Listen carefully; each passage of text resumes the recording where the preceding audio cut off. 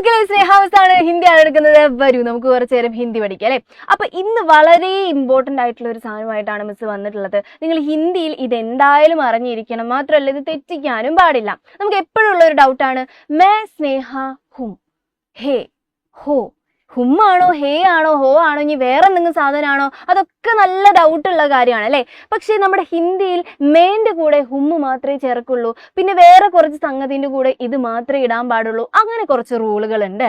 അപ്പൊ എല്ലാ പ്രാവശ്യം നമ്മൾ ഹിന്ദി പറയുന്ന സമയത്ത് കുറച്ച് കളിയാക്കി പറയുന്ന ഒരു ഐറ്റമാണ് ഈ സാധനം അല്ലേ. അപ്പൊ ഇത് നമ്മൾ എന്ത് ചെയ്യാൻ പോവാണ്, ഇന്ന് നന്നായിട്ട് പഠിക്കാൻ പോവാണ്. വളരെ ഇമ്പോർട്ടന്റ് ആണ് മക്കൾ, നന്നായിട്ട് ഇത് എഴുതുമ്പോഴൊക്കെ ശ്രദ്ധിക്കേണ്ട കാര്യമാണ്. അപ്പൊ നോക്കിക്കേ, വളരെ ഇമ്പോർട്ടന്റ് ആയിട്ട് നിങ്ങൾ ആലോചിക്കേണ്ട ഒരു കാര്യം എന്താ വെച്ചാൽ, ഇത് പ്രസന്റ് ടെൻസിൽ മാത്രമേ ഉപയോഗിക്കുള്ളൂ. അതായത് പാസ്റ്റ് പറയാണ് അല്ലെങ്കിൽ നമ്മുടെ ഫ്യൂച്ചർ പറയാണ്, ഫ്യൂച്ചറിലൊന്നും നമ്മൾ ഹേ പിന്നെന്താണ് ഹോ ഇങ്ങനെയുള്ള കാര്യങ്ങളൊന്നും ഉപയോഗിക്കാറില്ല. പ്രസന്റ് ടെൻസിൽ മാത്രമാണ് എന്തുപയോഗിക്കുന്നത്, ഹേ ഹൈ പിന്നെന്താണ് ഹോ എന്ന് പറയുന്ന ഈ സംഭവങ്ങൾ ഉപയോഗിക്കുന്നത് എന്നുള്ള കാര്യം നിങ്ങൾ ആദ്യം ആലോചിക്കുക. എന്താണ്, വർത്തമാൻ കാലാണ്, പ്രസന്റ് ടെൻസ് ആണ്. ഓക്കെ, അടുത്ത് നോക്കിക്കേ, അതിൽ മേ എന്ന് പറയുന്നത്, മേ എന്ന് വെച്ചാൽ എന്താണ്, ഞാനാണ് അല്ലെ. ഞാനിന്റെ കൂടെ ഞാൻ വെച്ച് നമ്മുടെ സെന്റൻസ് തുടങ്ങുകയാണ്. അതായത് മേം എന്ന് പറയുന്ന സംഭവം വെച്ചിട്ട് നമ്മുടെ സെന്റൻസ് തുടങ്ങുകയാണെങ്കിൽ എപ്പോഴും അവസാനിക്കുന്നത് ഹുമ്മിലായിരിക്കും. ഒന്നുമില്ല, ഇത്രേ പറഞ്ഞിട്ടുള്ളൂ. നോക്കിക്കേ, മേല് വെച്ച് തുടങ്ങിയാൽ എന്താണ്, ഹുമ്മിൽ മാത്രമേ അവസാനിക്കുള്ളൂ. ഹോയിൽ അവസാനിക്കോ? ഇല്ല. ഹേയിൽ അവസാനിക്കോ? ഇല്ല. ഹുമ്മിൽ മാത്രമേ അവസാനിക്കുള്ളൂ. ഇപ്പൊ ഒരു എക്സാമ്പിൾ മിസ് പറയാം. നോക്കിക്കേ, മേ ബേലാഹും, മേ സ്നേഹാഹും, മേ അബിഹും.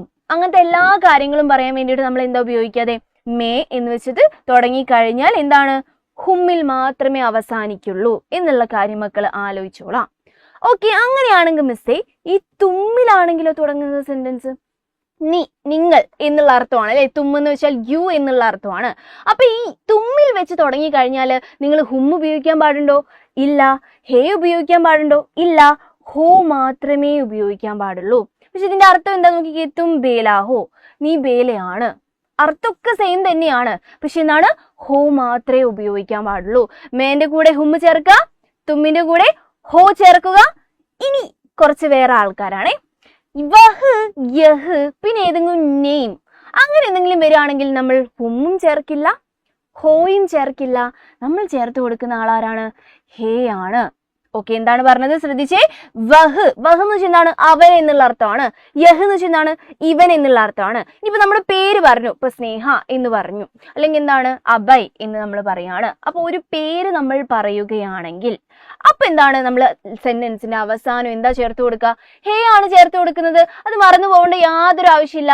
വഹ് യഹ് അല്ലെങ്കിൽ ഏതെങ്കിലും നെയിം വന്നു കഴിഞ്ഞാൽ എന്താണ്, വർത്തമാൻ കാലില് പ്രസന്റ് ടെൻസിൽ നമ്മൾ സെന്റൻസ് അവസാനിപ്പിക്കുന്നത് ഹേയിലായിരിക്കും. ഓക്കെ, പഠിച്ചേ. മേന്റെ കൂടെ ഹും ചേർത്ത് കൊടുക്കും, തുമ്മിന്റെ കൂടെ ഹോ ആണ്, വഹ് യഹിന്റെ കൂടെ ഹേ ആണ്. ഇനി ഒരാളെയും കൂടി നമുക്ക് പഠിക്കാനുണ്ടേ. നോക്കിക്കേ, ഇതാണ് നമ്മൾ എക്സാമ്പിളും കൂടി പറയാം അല്ലെ. വഹ് ബേലാഹേ, അവൾ എന്താണ്, ബേലയാണ്. യഹ് ബേലാഹേ, ഇത് ബേലയാണ്. റിയ നാച്ചത്തി ഹേ. ഇനിയിപ്പോ ഞാൻ പറഞ്ഞു എന്താണ്, നെയിം വെച്ച് തുടങ്ങുകയാണെങ്കിൽ നമ്മുടെ സെന്റൻസ് എന്താണ്, ഹേല് മാത്രമേ അവസാനിക്കുള്ളൂ എന്ന് മിസ് പറഞ്ഞു. റിയ എന്ന് പറയുന്ന ഒരു നെയിമാണ്. റിയ ഡാൻസ് കളിക്കുകയാണ് എന്ന് നമ്മൾ പ്രസന്റ് ടെൻസിൽ പറയുന്ന കാര്യമാണ് അല്ലെ. റിയ ഡാൻസ് കളിക്കുകയാണ്. ഓക്കെ, അങ്ങനെ എന്ത് പറയും, റിയ നാച്ചത്തി ഹേ. ഹോ ചേർത്ത് കൊടുക്കോ? ഇല്ല. ഹും ചേർത്ത് കൊടുക്കോ? ഇല്ല. ഹേ മാത്രമേ ചേർത്ത് കൊടുക്കുള്ളൂ. ഓക്കെ, ഇനി വരുന്നൊരു ഡൗട്ടാണ് ഈ ഹേ കുത്ത് എപ്പോഴാണ് ചേർത്ത് കൊടുക്കുന്നത് എന്നുള്ളത് അല്ലെ. ഓക്കെ, ഒരുപാട് ആൾക്കാരുണ്ടെന്ന് വിചാരിക്കാം. നമ്മൾ ഒരുപാട് ആൾക്കാരെ കുറിച്ചിട്ടാണ് കാര്യം പറയുന്നതെങ്കിൽ, നമ്മുടെ സെന്റൻസിൽ പറയുന്നതെങ്കിൽ എന്താ, അവസാനിപ്പിക്കുക നമ്മൾ എപ്പോഴാണ്, ഹേ ചേർത്തിട്ട് ഹേക്ക് ഒരു കുത്തും കൂടി ഇട്ട് കൊടുക്കണം. ഒരുപാട് ആൾക്കാർ വന്നാൽ കുത്തിട്ട് കൊടുക്കണം ഹേക്ക്. അത്ര മാത്രം ആലോചിച്ചാൽ മതി. ഹേ കുത്ത്, കുത്ത് മസ്റ്റ് ആണേ. കുത്ത് നിങ്ങൾ മറന്നു പോകരുത്. ഒരുപാട് ആൾക്കാർ വെച്ചിട്ടാണ്. ഇപ്പൊ വേ എന്ന് വെച്ചാൽ എന്താണ്, അവർ എന്നുള്ള അർത്ഥമാണ്. അവരെ കുറിച്ച് പറയാണ്, ഒരുപാട് ആൾക്കാരുള്ളതുകൊണ്ടാണ് നമ്മൾ എന്തിട്ട് കൊടുത്തത്, ഹേ കുത്തിട്ട് കൊടുത്തത് അവസാനം സെന്റൻസിൽ. ഇനി ഏ, ഇവർ എന്നാണ് അർത്ഥം. ഇവർ ഒരുപാട് ആൾക്കാരുണ്ട്, അതുകൊണ്ട് നമ്മൾ എന്ത് ഇട്ട് കൊടുത്തത്, ഹേ കുത്തിട്ട് കൊടുത്തത്. ഇപ്പൊ ലോക്, ജനങ്ങൾ എന്ന് പറയുകയാണെങ്കിൽ എന്താണ്, ഹേ കുത്തിലാണ് അവസാനിക്കുക. ഒരുപാട് ആൾക്കാരുണ്ടെങ്കിൽ സെന്റൻസ് അവസാനിക്കുന്നത് ഹേ കുത്തിലാണ് എന്നുള്ള കാര്യം ആലോചിച്ചോളാം. ഇത് ഹൈ എന്നാണോ വായിക്കുക? അല്ല, ഇത് ഹേ എന്നാണ് വായിക്കുക കേട്ടോ. നമ്മൾ ഹൈ എന്നൊക്കെ എന്താണ് എഴുതുമ്പോൾ നമുക്ക് വായിക്കാമെങ്കിലും പക്ഷെ പ്രൊനൗൺസിയേഷൻ എന്താണോ ഹേ എന്ന് തന്നെയാണ് കേട്ടോ. പിന്നെ വളരെ ഇമ്പോർട്ടൻ്റ് ആയിട്ടുള്ള വേറൊരു കാര്യമാണ് എന്ത്? ആപ്പ്. ആപ്പ് എന്ന് വെച്ചാൽ താങ്കൾ എന്നാണ് അർത്ഥം. ഒരാൾ മാത്രമല്ലേ മിസ് ഉള്ളൂ. പക്ഷെ എന്താണ് ഹേ കുത്ത് ചേർക്കാൻ കാരണം? അവിടെയാണ് നമ്മൾ ശ്രദ്ധിക്കേണ്ട ഒരു കാര്യമുള്ളത്. മക്കൾ അത് ജസ്റ്റ് ഒന്ന് എഴുതി വെക്കണം. റെസ്പെക്ട്, ഒരാളോടുള്ള റെസ്പെക്ട് നമ്മൾ കാണിക്കുകയാണെങ്കിൽ നമ്മൾ അവസാനം സെന്റൻസിൽ എന്ത് ചേർത്ത് കൊടുക്കുന്ന അറിയോ? ഹേ കുത്ത്.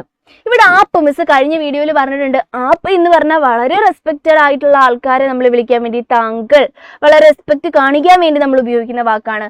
അതുകൊണ്ട് എന്താണ് ആപ്പ് എന്താണ്? അധ്യാപക് ഹേ എന്ന് പറയാം. ഹേയുടെ അടിയിൽ കുത്തിടണം, ഹേയുടെ മുകളിൽ കുത്തിടണം, മറന്നു പോകരുത്.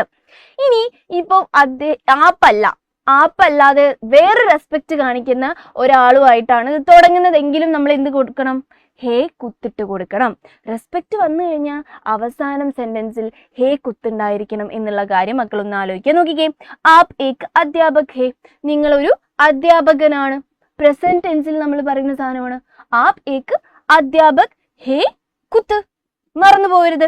നോക്കിക്കേ, വേ സോത്തേ ഹേ, അവര് ഉറങ്ങുകയാണ് എന്ന് പറയാൻ വേണ്ടിയിട്ട് അവരാണ് ഉറങ്ങുന്നത്. ഹേ വെറും ഹേ ചേർത്ത് കൊടുക്കാൻ പറ്റൂ? ഇല്ല.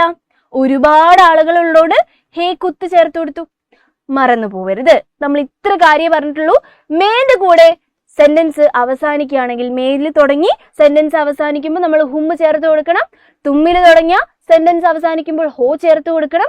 വഹ്, യഹ് അല്ലെങ്കിൽ ഏതെങ്കിലും ഒരു പേരില് നമ്മുടെ വർത്തമാൻ കാലിലെ ഏതെങ്കിലും സെന്റൻസ് തുടങ്ങി കഴിഞ്ഞാൽ ഹേ, വെറും ഹേ ഇട്ട് കൊടുത്താൽ മതി.